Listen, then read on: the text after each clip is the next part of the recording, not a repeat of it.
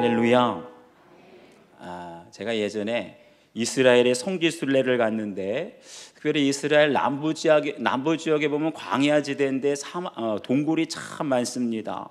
그런데 그 동굴이 어떤 용도로 사용되니까 목동들이 양을 치다가 비를 만나면 비를 피하기도 하고, 쌓아나온 맹수를 만나면 맹수를 피하기도 하고, 또 어쩔 때는 해가 지는 줄도 모르고 멀리 갔다가 아주 캄캄하고 추운 밤을 피할 때 그 동굴 속으로 피한다는 거죠. 이렇게 사람들은 누구나 할 것 없이 위험을 닥칠 때, 어려움이 닥칠 때, 환난을 닥칠 때 자신을 안전하게 지켜줄 수 있는 피난처를 찾기도 하고 만들기도 한다는 거예요. 우리나라에도 대통령실, 예전엔 청와대라 그랬는데, 이 대통령실이나 국방부 같은 중요 시설에는요, 아주 위급한 유사시에 정부의 요인들을 안전하게 지켜줄 수 있는 벙커가 아주 땅속 깊은 곳에 튼튼하게 지어져 있습니다. 웬만한 공격, 심지어는 핵전쟁이 나도 안전할 정도로 이렇게 벙커가 있어요. 그런데 생각해 보세요. 아무리 동굴이 안전하고 아무리 지하 벙커가 안전하다 할지라도 그 지하 벙커에 만약에 간첩이, 스파이가 들어가 있다면 어떻게 될까요?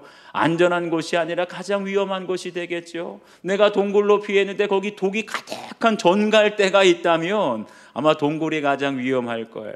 그렇기 때문에 우리가 동굴로 또 지하 벙커로 피하는 것이 중요한 것이 아니라 누구와 내가 함께 있느냐, 이게 중요한 거죠. 시편 23편 4절을 보면 내가 사망의 음침한 골짜기로 다닐지라도 해를 두려워하지 않을 것은 주께서 나와 함께 하심이라. 지금 다윗에게는 동굴이 없어요. 지하 벙커가 있는 것이 아닙니다. 그런데 내가 사망의 음침한 골짜기, 물질 때문에, 질병 때문에, 자녀 때문에 사망의 음침한 골짜기를 거닐지라도 죽음도 두렵지 않다는 거예요. 무엇 때문에? 주님이 나와 함께 하시기 때문에. 아멘입니까? 오늘날 많은 사람들이 물질의 어려움으로, 건강과 가정의 어려움으로 두려움 속에 살아가고 있어요.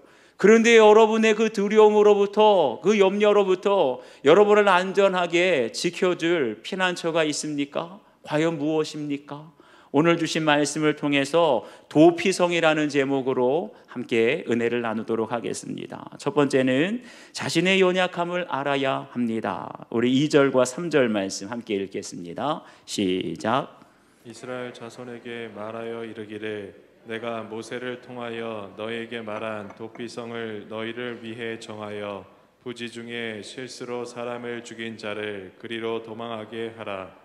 이는 너희를 위해 피의 보복자를 피할 것이니라. 아멘. 여기 보니까 너희에게 말한 도피성을 너희를 위하여 정하라. 도피성은 우리를 위해 정했다는 거예요. 도피성이 뭐냐? 한마디로 부지 중에 실수로 사람을 죽인 자가 도망하여 피의 보복자를 피할 곳이다 라고 그랬습니다. 한마디로 말하면 내가 전혀 본래 미워한 적이 없어요. 근데 실수로 만약에 산에서 나무를 베다가 도끼가 빠져가지고 옆에 있는 사람 맞아 죽었다면 이거 의도가 없잖아요.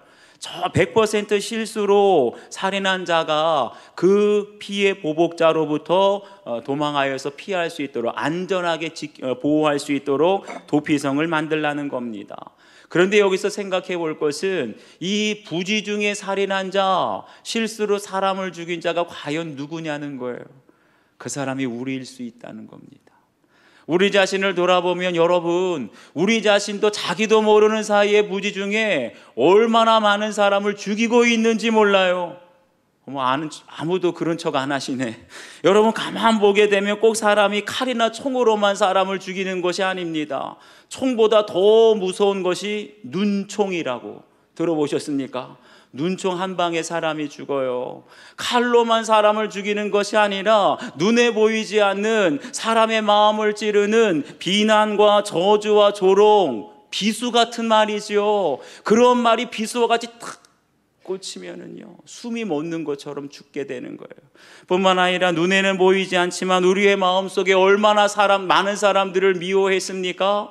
그런데 주님께서는 우리의 마음으로 누군가를 미워하면 살인한 자라, 이렇게 우리가 나도 모르는 사이에 수많은 사람들을 죽이면서 살아왔다는 것이에요.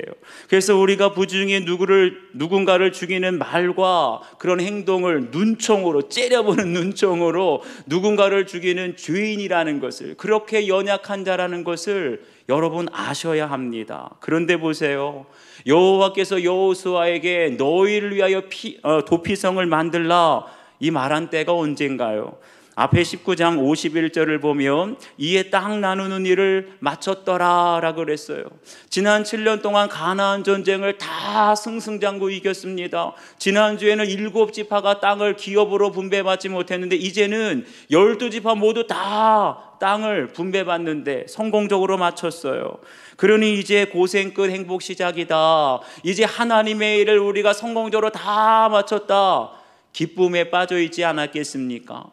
그런데 바로 그 순간 하나님께서 너희를 위하여 도피성을 만들라 이 말씀하셨다는 거예요. 여러분 왜 그러셨을까요? 이제 전쟁도 그치고 땅 기업도 다 분배가 끝나고 이제 기쁨밖에 없는데 왜 그랬을까요? 이스라엘 사람들은 스스로 생각하기를 우리는 승리자다, 우리는 정복자다, 이 땅의 누구보다도 우리는 강한 자다, 그렇게 생각하고 있지만 하나님은 그들의 본질을 꿰뚫어 알고 계셨다는 거죠. 너희들이 승리한 후에 부지중에 살인할 수 있는, 넘어질 수 있는 연약한 자라는 것을 하나님은 아셨기에 도피상 만들라는 거예요. 사람들은요, 남들보다 조금만 많이 가지면, 남들보다 조금만 많이 알면, 남들보다 조금만 높아지면 마치 내가 세상 다 가진 것처럼 알아요. 내가 대단한 사람인 것처럼, 누구보다 강한 사람인 것처럼 착각하지요. 그런데 여러분 아셔야 돼요. 바로 그 순간 내가 승리했다고, 내가 정복했다고, 내가 성공했다고 생각하는 그 순간이 부지중에 사람을 죽일 수 있고 나도 모르는 사이에 실수로 넘어질 수 있는 때라는 것을 아셔야 돼요. 성경에 나오는 수많은 영적 거장들이 영적 전쟁에서 승리한 후에 넘어졌다는 사실을 저희들에게 말씀해 주고 있습니다. 창세기를 보면 의인이요 당대의 완전한 자라고 칭찬받던 노아가 나오지요. 120년 동안 말씀에 순종하여 방주를 지었습니다. 그리고 홍수 심판까지 성공적으로 잘 이겨냈어요. 그런데 언제요? 홍수 심판이 끝나고 나와서, 방주에서 나와서 포도주에 취해 벌거벗은 채 잠들었다고 했어요. 홍수 심판까지는 잘 견디고 성공했는데 오히려 방주에 나와서 술에 넘어지고 말았죠. 그런가 하면 하나님 사랑하시는 다윗은 어떻습니까? 사무엘하 8장을 보면 다윗이 어디로 가든지 여호와께서 이기게 하시니라. 다윗이 싸움만 하면, 전쟁만 하면 승승장구 항상 승리하게 하셨어요. 그런데 바로 그 뒤에 사무엘하 11장을 가면 어떻게 해요? 그렇게 나라가 태평성대할 때 한가하게 왕궁 위를 거닐다가 유부녀와 불륜을 저지르고 말지 않습니까? 다 성공했는데, 다 승리했는데, 그러고 나서 방심하면 이렇게 영적인 거장들도 넘어질 수밖에 없습니다. 그렇기 때문에 우리는 바울처럼 날마다 나는 죽노라, 나의 연약함을 보고 나의 연약함을 날마다 시인하며 살아가게 될 때 성공하고 승리한 이후에도 넘어지지 않게 될 줄 믿습니다. 저는 요즘 목양실에 있을 때나 집에 있을 때 항상 제 손에 십자가를 쥐고 있어요. 저기 사진에도 나오는데 이게 손십자가라는 것인데 교회에서는 이런 걸 들고 있어요. 그러면서 책을 읽을 때도, 설교 준비할 때도, 기도할 때도 항상, 왜요? 주님의 손같이 생기지 않았어요? 그래서 항상 24시간 주님을 바라보고 주님과 동행하기 위해서, 성결교단의 아주 유명한 부흥사이신 이성복 목사님은 항상 주먹을 쥐고 다녔대요. 그래서 어떤 성도가 목사님 어디 불편하십니까? 손 아프세요? 그랬더니 아니다, 나는 지금 주님의 손 잡고 가고 있는 거야. 설교할 때도 주님의 손 잡고, 신방 갈 때도 주님의 손 잡고. 그래서 항상 저도 24시간 주님의 손을 잡기 위해서 잠잘 때도 요즘에는 이 손십자가를 잡고 자요. 그런데 또 한편으로는 제가 이 손십자가를 잡고 다닐 때마다 항상 내가 얼마나 연약한 존재인지를 수시로 깨닫게 됩니다. 특별히 언제요? 주위에 있는 사람들로부터 칭찬받을 때, 와, 목사님이 이렇게 아름다운 성전을 지으셨어요. 이렇게 크게 교회를 부흥시켜서 목사님 참 목회 잘하시네요. 은혜로운 설교하시네요. 막 성도들이 사랑하고 막 존중할 때, 바로 그때 저는 즉시로 십자가 손을 붙잡아요. 사람들이 나에게 성공했다고, 사람들이 나에게 승리했다고 하는 그 순간이 우리가 넘어질 때인 것을 알고 주님의 십자가를 바라보고 주님의 십자가를 붙들어야 할 줄 믿습니다. 이 십자가를 보는 순간 내가 얼마나 연약한 존재인지가 깨달아져요. 나도 지금까지 얼마나 많은 사람들을 마음으로 죽여왔는지 미워하면서 눈총으로 죽이고 비수에 꽂히는 말로 죽이고, 내가 죽을 수밖에 없는 죄인인데 손십자가를 붙잡으면서 다시 한번 고백해요. 나는 죽고 예수로 삽니다. 죽을 수밖에 없는 나의 모든 죄와 허물은 주님과 함께 이 십자가에 못 박혔고, 저는 오직 주님의 손만 붙들고 24시간 주님만 바라보며 살겠습니다. 그렇게 될 때, 이 십자가의 복음을 붙잡게 될 때 아무리 큰 성공을 하고 대단한 승리를 할지라도 우리가 넘어지지 않고 겸손하게 나의 연약함을 고백하며 나아가게 될 줄 믿습니다. 한번 여러분 적용해 보세요. 부지 중에 실수, 말이나 표정, 눈총으로 누군가에게 상처를 준 적이 있습니까? 혹시 크게 성공하고 승리한 뒤에 방심하다가 다윗처럼 노아처럼 넘어지진 않았습니까? 한번 여러분 적용해 보세요. 다른 사람들이 아니에요. 노아와 다윗이 얼마나 대단한 사람들입니까? 그런 사람들도 넘어질 수 있는데 우리들도 얼마나 넘어질 수 있지요. 두 번째는 누구든지 자기 죄를 고백해야 살 수 있습니다. 우리 4절과 5절 말씀 함께 읽겠습니다. 시작. 이 성읍들 중에 하나에 도피하는 자는 그 성읍에 들어가는 문 어귀에 서서 그 성읍의 장로들의 귀에 자기의 사건을 말할 것이요, 그들은 그 성읍에 받아들여 한 곳을 주어 자기들 중에 거주하게 하고, 피해 보복자가 그의 뒤를 따라온다 할지라도 그들은 그 살인자를 그의 손에 내주지 말지니, 이는 본래 미워함이 없이 부지 중에 그의 이웃을 죽였음이라. 아멘. 여기 보니까 피해 보복자가 그의 뒤를 따라온다 할지라도 그 살인자를 그의 손에 내주지 말지니, 이 보복자라는 말은 원어대로 보면 구속자 혹은 복수자라는 뜻입니다. 그런데 구약시대까지만 하더라도 살인을 저지르게 되면 그 사람을 국가에서 처벌하는 것이 아니라 그 죽은 사람의 친지들에게 복수할 수 있도록 맡겼어요. 그러니까 죽은 사람의 친지 중에 한 사람이 피해 보복자가 되어서 자기의 친족을 죽인 그 살인자, 그 사람을 따라가서 가족의, 친족의 원수를 갚도록 율법에서도 심지어는 허락을 했어요. 다만 고의가 아니라 부지 중에 실수로 살인한 자에 대해서는 도피성에 안전하게 피할 수 있도록 이 안전장치를 마련해 둔 것이죠. 그런데 생각해 보세요. 아니, 내 친족이, 내 가족이 죽어서 지금 복수심에 불타오르고 있는데 내 가족을 죽인 그 사람을 만나서 고의로 죽였냐 실수로 죽였냐, 이걸 확인할 겨를이 어디 있겠어요. 그걸 묻기도 전에, 대답하기도 전에 피해 보복을 하지 않겠습니까? 그러니 그것을 주님께서 너무나 잘 아시고 명령하시는 거예요. 피해 보복자가 따라온다 할지라도 그 살인자를, 실수로 죽인 자를 보복자의 손에 내주지 말라. 생각해 보십시오.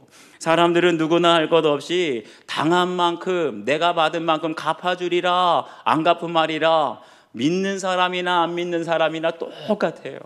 예전에 한번 신문에서 본 기사 중에 자기 자녀가 학교에서 친구들에게 맞고 온 겁니다.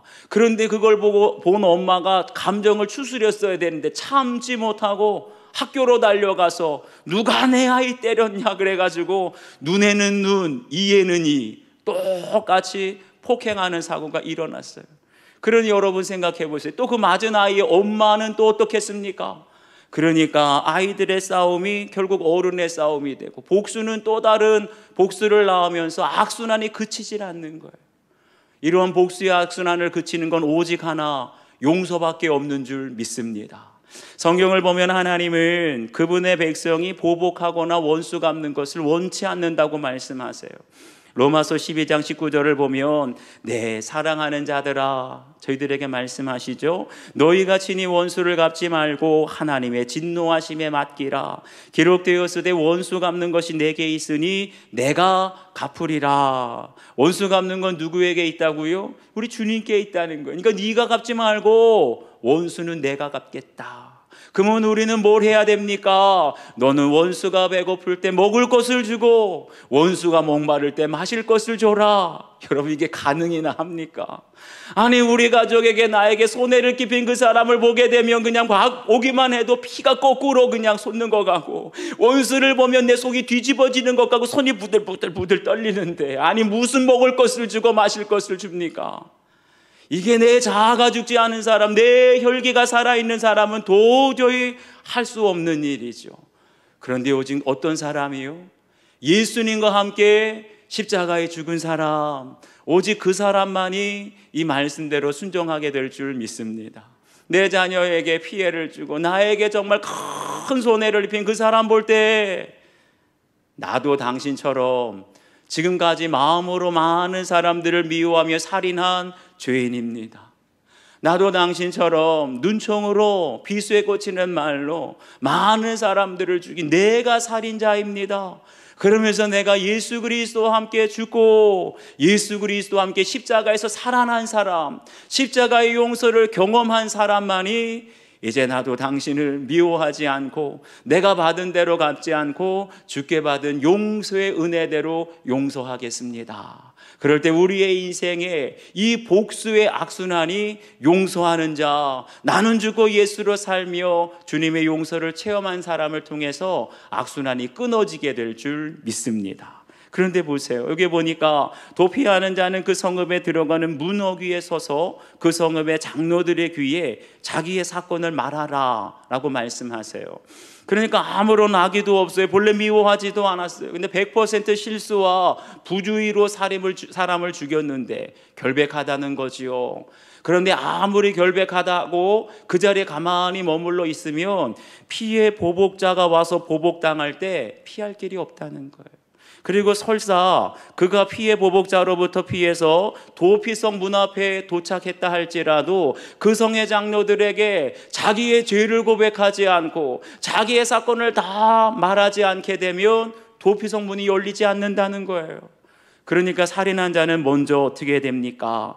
그 성읍의 장로들의 귀에 살인사건의 전말을 말할 때 도피성의 문이 열리고 우리가 살 길이 열려지게 될 줄 믿습니다. 이게 꼭 뭐와 같지요? 우리가 예수님 앞에 우리의 죄를 고백하는 것과 같습니다. 요한일서 1장 9절을 보면 만일 우리가 우리 죄를 자백하면 그는 미쁘시고 의로우사 우리 죄를 사하시며 우리를 모든 불의에서 깨끗하게 하실 것이요. 아멘. 성경을 보면 민수기와 신명기를 보면 이 도피성 제도가 자세히 나와 있는데 도피성은 특별히 24시간 문을 열어놓으라 그랬어요. 다른 성들은 해가 지면 도적대가 나타나면 문을 닫는데 도피성만큼은 24시간, 편의점처럼 열어놔라. 그런데 문이 열려 있다고 누구나 들어갈 수 있는 것이 아니라 누구나 다 올 수는 있지만 오직 자기의 죄를 고백하는 사람, 그 고백하는 사람만 도피성 되시는 예수 그리스도 안에 들어가고 예수 그리스도의 임재 가운데 우리가 살게 될 줄 믿습니다. 저는 지난 한 달 동안 제주에서 안식월을 보내면서 특별히 이번 안식월에 저에게 개인적인 목표가 있었어요. 그냥 여행, 그냥 쉬는 것이 아니라 주님과의 더 깊은 임재를 정말 체험해보고 싶습니다. 그래서 믿음의 선진들인 로렌스 형제의 하나님의 임재 연습, 프랑크 루박 선교사의 편지, 유기성 목사님의 예수와 하나가 되라, 이 책들을 읽으면서 정말 그분들처럼 살고 싶었어요. 똑같이 한 달 동안 따라해봤습니다. 그런데 시간이 지나도 제 안에 이제 안식월이 끝나서 교회 올 때가 다가오는데 뭔가 특별한 체험이 있든지 변화가 있을 줄 알았는데 아무것도 없는 거예요.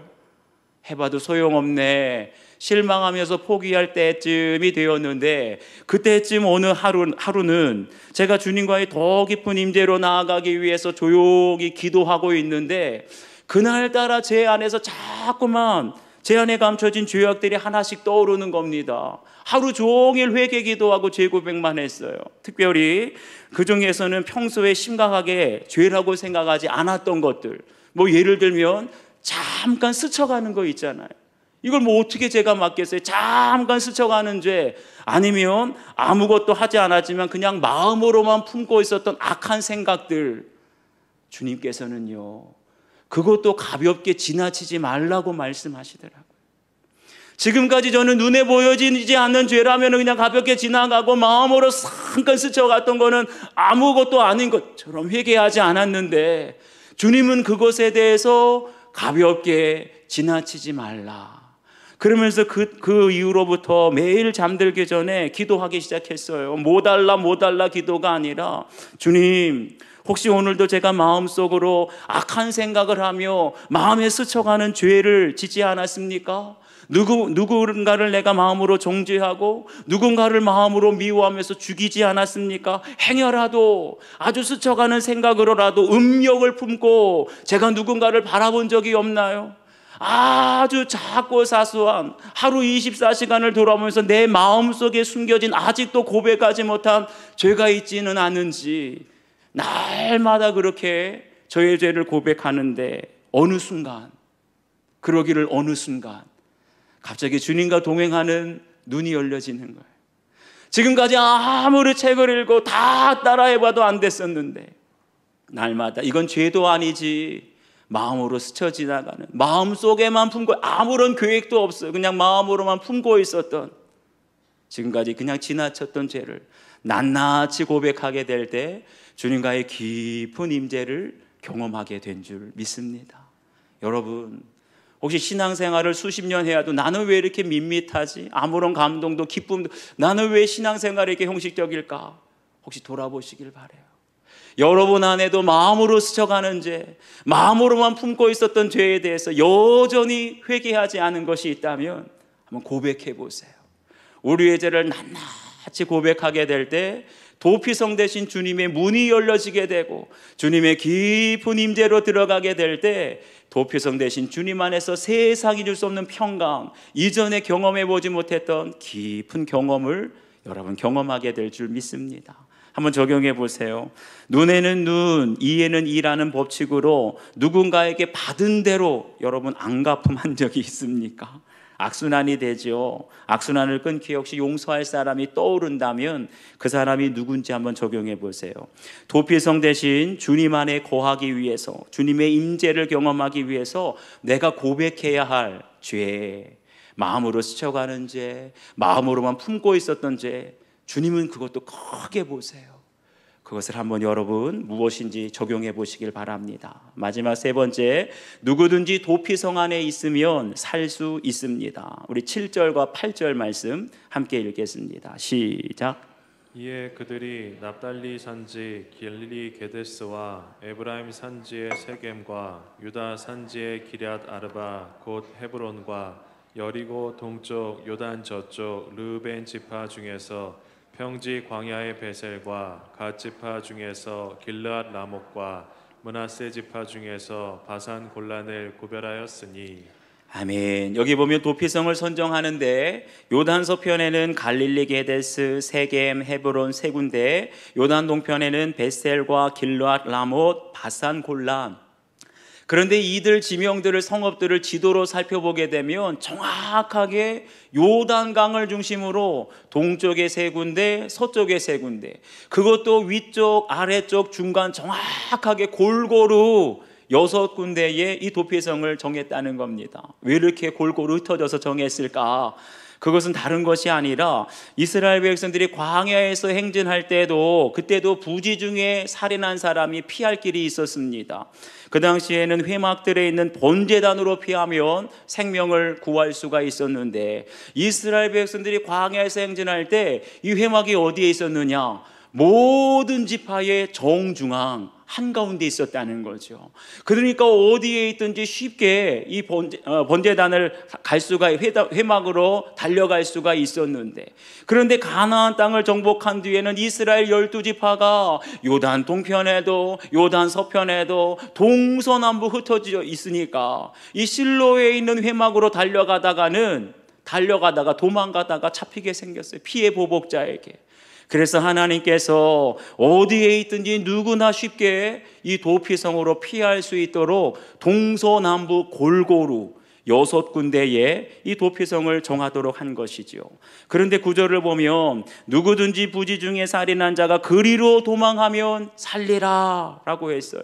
이 누구든지라는 말은 이스라엘의 모든 자손들뿐만 아니라 그들 중에 거류하는 거류민들까지. 거류민들이 누구냐? 한마디로 이방인이죠. 외국인들입니다. 외국인들 중에도 이 사람들은 권리를 보장받을 수가 없었는데 부지 중에 살인한 자는 외국인들일지라도 도피성에 피하기만 하면 살 것이다. 이게 무슨 말일까요? 다시 말하면 하나님의 구원에는 남녀노소 차별이 없다는 거예요. 빈부귀천 누구든지 도피성에 피하기만 하면, 이스라엘 백성이나 외국인 이방인이나 혈통의 차별이 없이 다만 도피성으로 피하기만 하면 구원의 길이 열리게 되는 줄 믿습니다. 사랑하는 여러분, 저희들은 누구나 할 것 없이 다 지금까지 부지 중에 살인한 자라고 했지요. 그렇기 때문에 도피성 되시는 예수 그리스도께서 아니면 예수님께 피하지 않으면 우린 죽을 수밖에 없는 죄인이에요. 그런데 우리가 재물이 많든지 적든지, 학벌이 높든지 낮든지, 아니면 집안 혈통이 좋든지 상관이 없어요.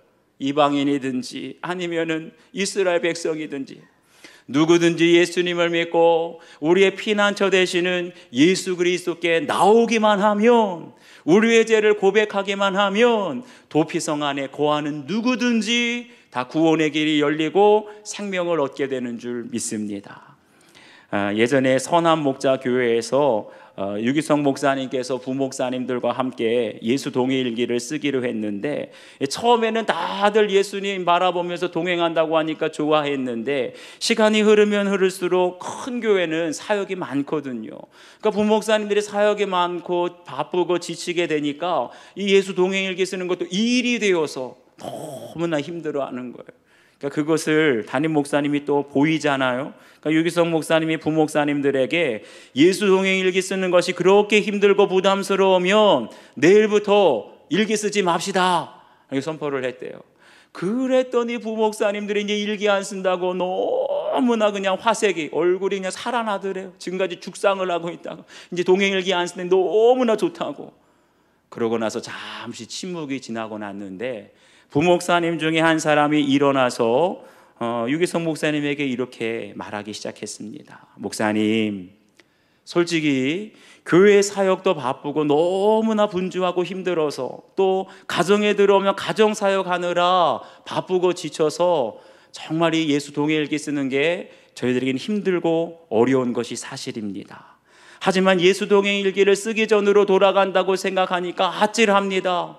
예수 동행일기를 쓰기 전에는 우리 가정에서 자녀들에게 혈기를 부리고 부부싸움을 하다가 이혼 위기에 있는 목사님들도 있었다는 거예요. 여러분, 다른 사람들이 아니라 목사님들도 이혼할 수 있어요. 또 핸드폰과 컴퓨터로 음란한 동영상을 보면서 죄책감 속에 살아왔는데, 이게 다른 사람이 아니라 목사님들도 그럴 수 있어요. 그랬는데 예수 동행일기를 쓰면서 이런 은밀한 죄가 끊어지고 가정에서 혈기를 부리고 부부싸움 하던 모습들이 변화되는 것을 저희들이 직접 경험했습니다. 그러면서 마지막으로 하는 말씀이, 목사님, 저희 다시는 이전으로 돌아가고 싶지 않습니다. 예수님과 동행하기 이전에는 죄를 짓고도 그냥 숨기면서 외식적으로 살아왔는데 그때로 돌아가고 싶지 않습니다. 끔찍합니다. 힘들고 어렵고 불편해도 예수 동행일기 다시 쓰겠습니다. 여러분, 우리가 도피성에 피하면 답답할 수 있어요. 우리도 바깥에 구경하고 싶다, 너무나 숨 막힌다. 그런데 자기 마음대로 도피성 바깥으로 나가면 죽을 수밖에 없다는 거예요. 언제까지요? 백성들과 함께 재판을 받을 때까지, 특별히 대제사장이 죽을 때까지는 아무도 살인을 저지른 사람이 도피성에 나가면 안 된다는 거예요. 내가 비록 답답하고 불편하고 힘들어도 도피성 되시는 예수 그리스도 안에 꼭 우리가 붙어 있을 때, 도피성과 같은 믿음의 공동체에 끝까지 우리가 머물러 있을 때, 그럴 때 우리의 영혼이 살고 우리의 가정이 살게 될 줄 믿습니다. 눈에는 눈, 이에는 이를 외치며 공동체를 떠났다가 답답함과 허전함 때문에 다시 공동체에 돌아왔다는 성도님의 큐티인 간증입니다. 저는 누구든지 잘못을 했으면 그에 합당한 죗값을 받아야 하고, 법의 처벌이 가볍게 내려지면 사적인 복수, 내가 개인적으로 복수를 해서라도 정의가 이루어지는 게 옳다고 생각했습니다. 아주 정의감이 투철한 사람이에요. 그러다가 더 이상 내 죄를 보며 살고 싶지 않아서 교회 공동체를 제 마음대로 떠났습니다. 공동체를 떠나니 처음에는 굳이 내 죄를 보지 않아도 되고 세상 성공을 마음껏 자랑할 수 있으니 너무나 편하고 좋았습니다. 그럴 수도 있죠. 하지만 지체들과의 진솔한 나눔 없이 가면을 쓰고 사는 날이 계속되면서 제 안에 답답함과 허전함이 커졌습니다. 그러던 어느 날, 너는 돌아와 다시 여호와의 말씀을 청종하고, 이 큐티 말씀이 주님이 저에게 주시는 음성으로 들려서 용기를 내어 부목사님께 전화를 드렸습니다. 목사님, 저 다시 돌아가고 싶어요. 공동체로 다시 안 볼 것처럼 냉정하게 대하면서 나는 교회 나갈 거라고, 공동체 나갈 거라고 그랬는데, 그런 저를 목사님과 지체들은 잘 돌아왔다며 진심으로 기뻐하고 따뜻하게 안아주었습니다. 저는 고의로 살인하고 도피성으로 도망한 자였기에 재단에서라도 잡아내려 죽임을 받아 마땅한 죄인입니다. 그런데 그 죄인이, 죽어 마땅한 죄인이 은혜로 다시 살아났습니다. 도피성에서 목숨을 구하고 또 돌아온 탕자가 되고 나니 제가 용서받아야만 살 수 있는 죄인임을 인정하게 되었습니다. 그러니까 예전에는 그냥 정의감에 불탔어. 내가 복수해야지 그랬는데, 오히려 돌아오고 나니까 내가 죽을 수밖에 없는 죄인임이 깨달아진 거예요. 복음이 왕노릇하여 받은 대로 갚지 않고 용서하는 공동체에 속해 살아가게 하신 하나님 감사합니다. 여러분도 한번 적용해 보시길 바래요. 힘들고 불편해도 하나님이 정하신 때까지 내가 끝까지 머물러야 할 도피성 같은 공동체는 무엇입니까? 매일 큐티하기 힘들지요. 구역 예배 드리기도 힘들지요. 그런데 내가 편리함을 위해서 떠나가는 순간 우리가 죽는 거예요. 편리하지만 영적으로는 죽어가는 거예요. 가정이 무너져 내리는 거예요. 빨리 다시 한번 너는 돌아와 다시 여호와의 말씀을 청종하라, 이 말씀 듣고 다시 믿음의 공동체 예배의 자리로 돌아오시는 여러분들 되시길 축원합니다. 기도하겠습니다. 아버지 하나님,